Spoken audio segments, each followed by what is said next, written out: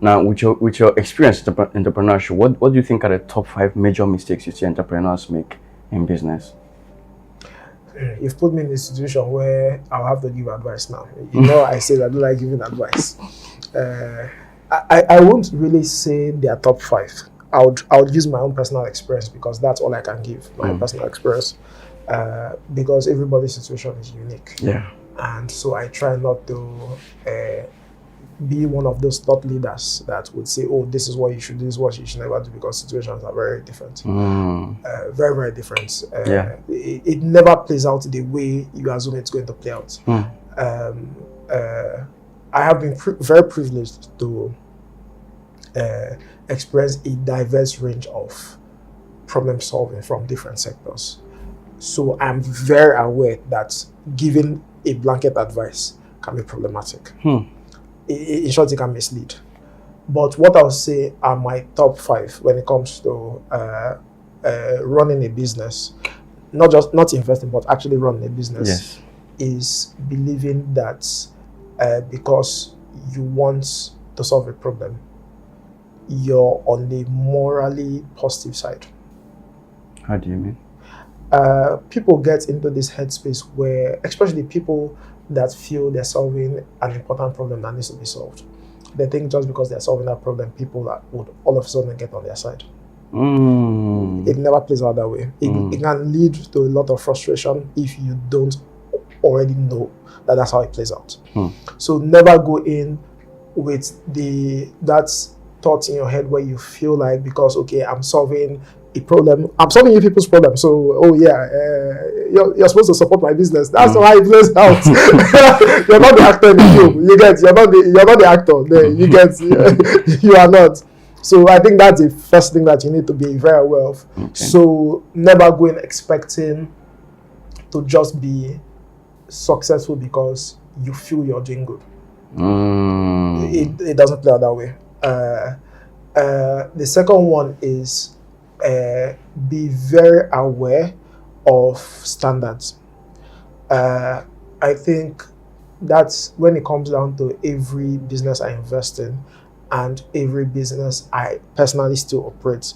I try very hard to ensure that there is a very high standard in terms of who gets into the team, how we approach execution and every single thing. Because Nigeria quite literally is home to a lot of people that claim they are doing business but are very mediocre in how they approach business. You have people that offer services. I think it's because culturally we don't also have a way to leave reviews, or until recently we never really had ways to leave reviews about how poor a service is. So someone can just do anything and expect that, okay, we'll get away with it. So I'm very intentional about the thing you need to recognize the most that you're building is a brand. Your brand should be as important as anything else in that business, because in fact that is how your customers perceive you. So make sure your standards are as high as you possibly can from the get-go, from the beginning. Very important. Because the standard you set from the beginning is very often the standards that you fall back to whenever there's a crisis. So make sure that those standards are clear. The third one is always recognize the personal sacrifices from the beginning. Recognize the personal sacrifices from the beginning. Yes. Don't be delusional about it. Tell yourself the truth. There's something a lot of young Nigerians, especially the newer generation going into business, aren't very aware of. They don't have a clearly written out, they don't really clearly articulate the level of personal sacrifice required to run a business successfully, especially in Nigeria. I'm someone that personally, on a personal level, I have sacrificed a whole lot of things that I personally wanted to do for my businesses and for my fund. And I'm aware of it. And I did not necessarily realize that when I originally started, because I was young when I started. But through experience and through things that I've observed, I get to see it. You have a really awesome year. You get, you 2x, you 3x, and you're like, man, we can basically just reinvest like 20% of this back into the fund and then flex the remaining 80%. And well, it won't affect your growth so much. You'll still be able to grow the next year. But is that how quickly you want to grow? You get, you say you want to be the next this, the next that. Do you really think that's how you're going to get there? So you need to be very, I think we have a culture where people very early on want a lifestyle of being an entrepreneur, because I don't know where that culture comes from, where they feel the lifestyle of an entrepreneur is someone that's very flamboyant. And honestly, the business you guys are doing, tell me the business you're doing, so hopefully I can also join. I'm not enjoying my life that much. But be very aware that it comes with more personal okay, let me put it this way. I'm very certain that most of the guys in my team have better quality lives than I do. I'm very aware of that. I'm not delusional about it. You need to be very aware of what's there. It affects relationships. It affects your personal life goals. It affects your vacation that you want to take. You get. I know founders, tech founders, and I also know business owners in non-tech spaces that struggle with this a lot, where they go online and they see someone else in this space flexing, maybe in Santorini. You get. And you start looking at your business and provoking for your business, and like, why is my business not making me this much money? You get. And you need to understand that there are sacrifices you need to make, and be very aware of them, and understand that there are stages to this thing. It took me a while to even recognize that I'd made money personally, because of the fact that I had a payment structure of how I compensated myself, especially my PE firm, that relied heavily on growth over everything else. So even when we had an amazing year, it never really showed in my personal life, because of the fact that I was all about growth at all costs. So it took me quite literally, it's not just until I broke my leg and I had to sit back down and pay attention to like my personal health. I was like, oh, okay, by the way, I'm slightly comfortable. You get. So it's important for you to be aware that it will come with sacrifices. And from the get-go, recognize that that is the price you have to pay. And if you don't want to do it for the rest of your life, have time frames set that, okay, for the next 5 years, this is what I'm going to be doing, and this is what I have to sacrifice for it. For the next 10 years, this is what I need to achieve, and I'm going to sacrifice the vacations. I'm going to sacrifice maybe marriage. I'm going to sacrifice stuff I want to do. You get, for that. If you're married, you need to have those conversations with your spouse, with your partner, and say, hey, this is going to be the reality. This is where we're at. I don't see a lot of people being very honest about that. It's a very important part of growing a business, especially when you're at the growth stage, when you're still expanding aggressively. You need to make sacrifices to get there. Nobody says it. I don't understand why in our culture, especially in Nigeria, in the West, yes, when you get to talk to advisors, when you talk to mentors, they tell you these things. You get, but here, nobody really says it. Everybody, we try to promote this idea of, oh, business is great. You get, culturally here. Yes, business can be great, but doesn't mean that it's great it shows on in your personal life. You get, you have to sacrifice something to get there. And sometimes being too comfortable also limits your ability to grow your hunger, because I have personally experienced it. I see people that were really aggressive and hungry to solve problems, and the moment you invest maybe $1 million or $2 million in their business, that hunger disappears. You get. So you need to be very aware. Tell yourself, this is the problem I'm going to solve. This is how much time I'm going to allocate to it. After I'm done with this, if I'm successful at it, here are the list of things that I'm going to upgrade in my life, that I'm going to get me to a next level where I'm comfortable. That is how I approach it. You get. So if you don't have those conversations with yourself, and you go in, one day I guarantee you get frustrated, because you get angry at your business, because you keep realizing you're sacrificing your personal stuffs for your business, and then one day you're like, this business is not giving me what I want. You get angry at the business and you forget that it's a process because you did not have that connection. The fourth one is make sure you build with the right people. Build with the right people. Yeah, make sure you build with the right people. I think that's something that a lot of people ignore. I am very, if there's anything I publicly say as often as I can, is the fact that the only reason why I'm successful is that from the first business I started till today, my business partners are still the same business partners I have. My closest friends today were my first business partners. We still try very hard to own houses in the same cities. You get, we still try very hard to spend as much time in the same place. If we're moving to a particular place to invest in a particular thing, we try to all move there, or at least have a house or an apartment there, because of the fact that we've noticed that being able to have someone that also checkmates you in terms of your excesses, that understands you from the one, is always there to help guide you when you're weak. Because people always assume, I'm an apex predator, I can do it on my own. No, you can't.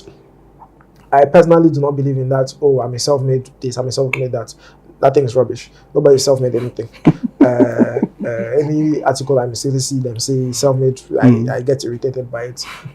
Somebody helps you build whatever you build. Whether it's your parents for sending to good schools. Even if you say, my parents were debt poor, maybe you can, you went to some form of school. Abi, somebody made you. So mine, I was very privileged to have friends very early on that I started building with.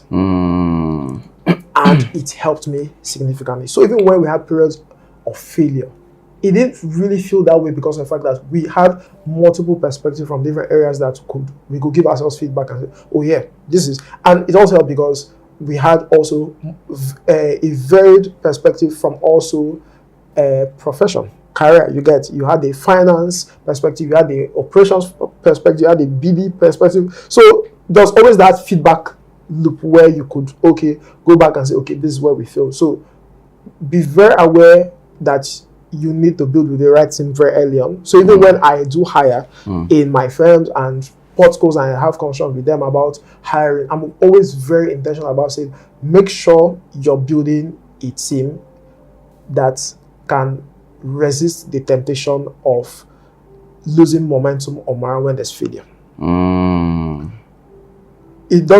This is how I hire. I don't hire based on who is the best for a job.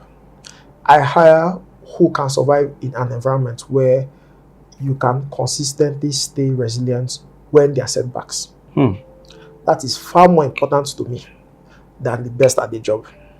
How quickly can you learn from those mistakes, from those failures? Are you someone that can make new mistakes every day? Are you someone that when you make a mistake, like, no, voila, this is where we messed up. Let's try this. Are you someone that can do that? If you're someone that comes in and you keep complaining about, this person is not here, I couldn't achieve this because they're not here. You're a high achiever, you can't get XYZ done because of this and that. Please, leave me alone. Go find a job somewhere else. I make sure, even till today, every single firm I personally control, I run like a startup. That is why we have exponential growth. People don't realize this. What I would never allow any of my firm get to a point where it operates like a large corporation. I don't. So I'm still able to hire almost every single individual in all my companies because I make sure that trait remains. So that way, even when I am not there, they are constantly solving problems and learning from their mistakes. So half of the time when I'm having meetings with my manager, it's almost like I'm in a lecture receiving updates about some new thing that they've learned. It's very important. If you don't have that, especially in Nigeria where the wind changes every day, you want to hire someone that is a high achiever that cannot change as the wind changes. Trust me, you would have businesses that stagnate and die. I'm young, my focus is growth. Last one is make sure from the beginning you know how long you want to do it for. How long you want to do it? Yeah. Have an exit plan. Do you want to do it for life? or do you want to do it for a particular number of years? Deep. You have to figure out which one it is. Is this a life calling, or you want to do this for 10 years or 20 years and exit and go live your life? Make sure from the beginning you figure that out. And I'm not saying you can't change your mind in between, but always make sure you know what it is from the beginning. That will inform. I think Nigeria is the only, I see this a lot because I also do a lot of PE deals where you go into a business that you're trying to buy a business, and the person that built the business from the ground up did not even know that they would need to exit at some point.